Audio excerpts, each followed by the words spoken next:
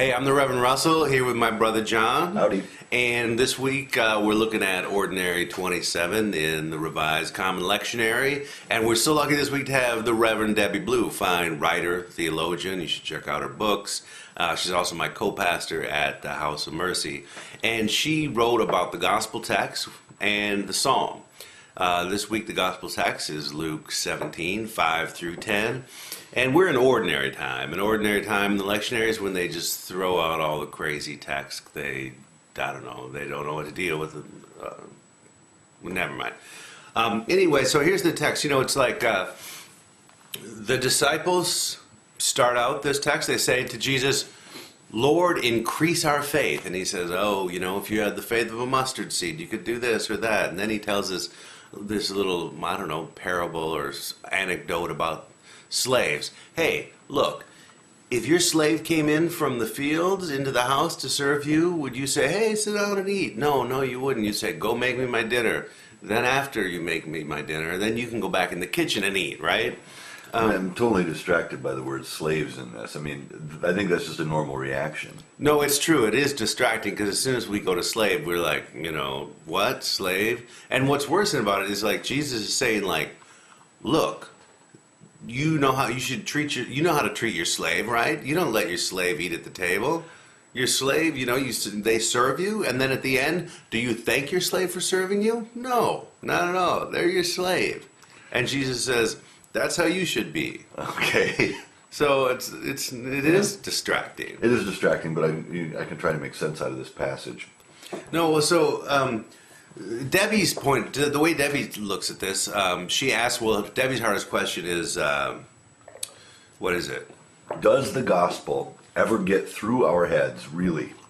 And if not, how does it work? Yeah, see, so Debbie takes this question at the beginning that the disciples asked, and that they say, Lord, increase our faith. Well, you think that's a beautiful question, a beautiful thing to say, right? You say, they're fine, Lord, increase our faith. We need more faith. But Debbie says, like, no, this is not a beautiful thing. This is just more of the slaves, did I say? More of the disciples not getting it. He's been talking about the little children and everything, and their reaction to everything is like, what about me? What about me? Lord, increase our faith. And so Jesus, she says, is a little bit almost like, he's miffed, a little irritated with them, He's like, oh, is that what you want me to increase your faith? Let me tell you how you should be. You should act like slaves. You should do your job, and you should shut up and not be thankful, So, but then she always turns it around here, which is where I like to always go, the reading of it, and, is she says, no, you are offended by this word slave, right?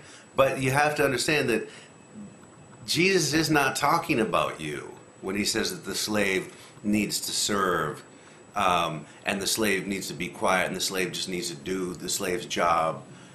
Jesus is talking about himself. Always.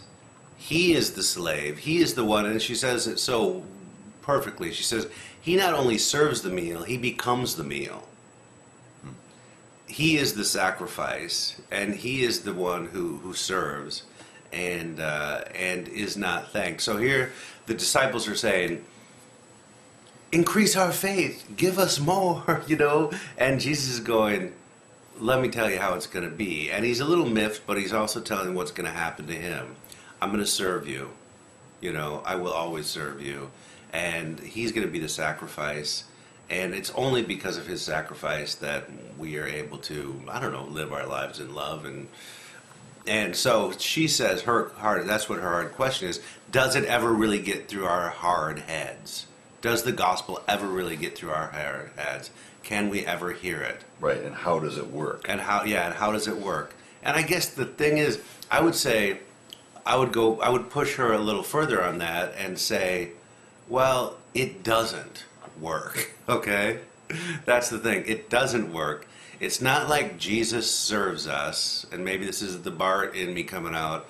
It's not like Jesus serves us and we realize that and we get better. No, Jesus just sacrifices for us in love and reconciles us so we are capable of stumblingly, fumblingly loving each other and acknowledging that God loves us somehow. But it doesn't ever get through our head. It just is. We are loved. Christ serves us and loves us. And that's really the hard thing right there. Just end it there. I'm the Reverend Russell with my brother John, and this is The Hardest Question. Thank you.